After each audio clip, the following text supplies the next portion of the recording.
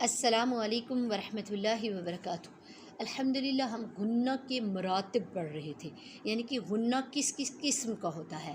تو ہم نے غنہ اکمل اور کاملہ دونوں پڑھ لیے تھے، اور ہم نمبر 3 آج انشاءاللہ پڑھیں گے۔ تو آئیے دیکھتے ہیں۔ نمبر 3 تھا ناقصہ، یعنی نامکمل غنہ یا ناقص۔ اس میں غنہ کی مقدار غنہ کاملہ سے بھی بہت کم ہوتی ہے۔ اس میں النون المظہرہ والمیم وزرہ مظہرہ، یعنی نون ساکن اور میم ساکن پر اظہار ہو، یہ شامل ہیں۔ یعنی کہ جو نون ساکن اور میم ساکن پر اب اظہار ہو تو پھر غنہ کیسے ہوا؟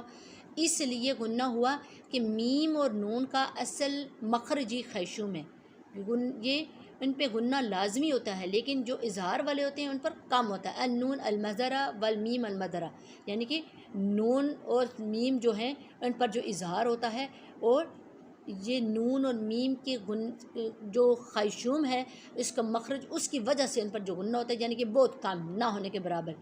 تو یہ اس کی مثالیں جیسی کیا ہیں؟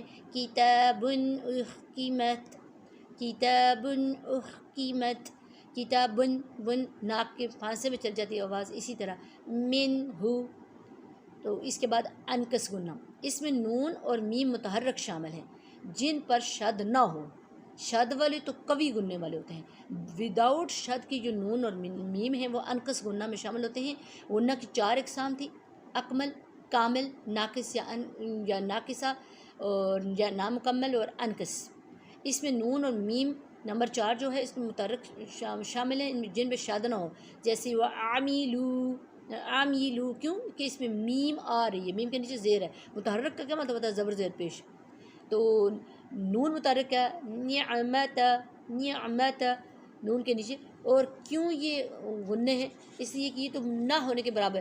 ناقصہ اور انکس دونوں جو ہیں وہ فیل بھی نہیں ہوتے کہ یہ غنہ ہے، لیکن ان دونوں کا مخرج جو ہے خیشوم ہے، اور یہ غنہ کی صفت غنہ ہے، یہ نون اور میم کی صفت غنہ میں شامل ہے۔ اس لیے ان میں سے ایک پر نامکمل یا ناقص غنہ ہوتا ہے اور ایک پر انکس غنہ ہوتا ہے۔